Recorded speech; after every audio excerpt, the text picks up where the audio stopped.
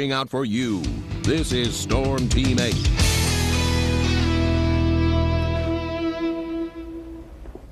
Okay, and here we are on a Wednesday afternoon. We made it. We are halfway through the week right now, and dry conditions persist here on Storm Track Live Radar. I think I said this earlier this week or last week. We could have just turned the radar off for the last, I don't know, 10 or 11 days. We've been completely rain-free. In fact, we've almost been cloud-free in Grand Rapids. Only 96% of possible sunshine. I mean, we've only had 4% of the time with cloud cover, and most of those have been of the high and thin variety. But time to turn that radar on and get it working, because it's going to get interesting here across West Michigan the next 5 to 7 days. Here we are, nice and dry, back across Lake Michigan, still dry.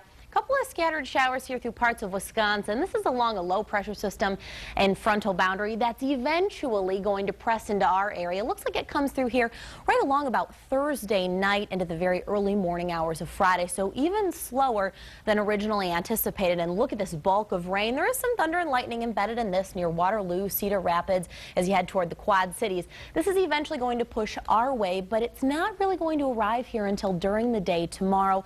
Looks like we're going to see that traveling in the southwest to northeasterly direction. Now, here's a completely different system. This was the tropical system that gave Florida all the rain over the weekend. In fact, 10 to 12 inches fell in some locations. Not the best of weekends for Disney World down to the south, but this area here moving to the north, we are not going to see rain from this system itself. However, there's Detroit. They are right on the back edge of this now. The extreme western edge is not reaching the ground, so right now they're kind of on the brink. But if you are heading over to Comerica Park here for the game this afternoon, bring the umbrella just in case there could be some sporadic and spotty showers.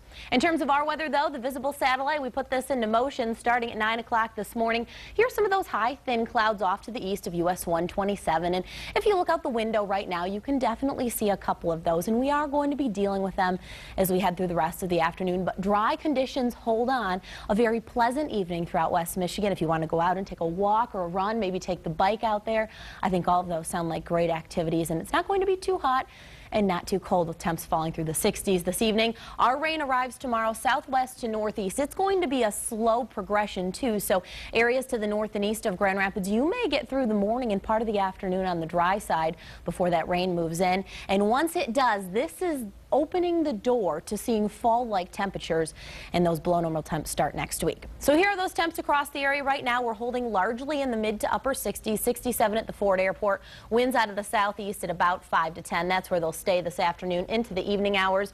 Dry here with a deck of cirrus clouds overhead at 6 p.m.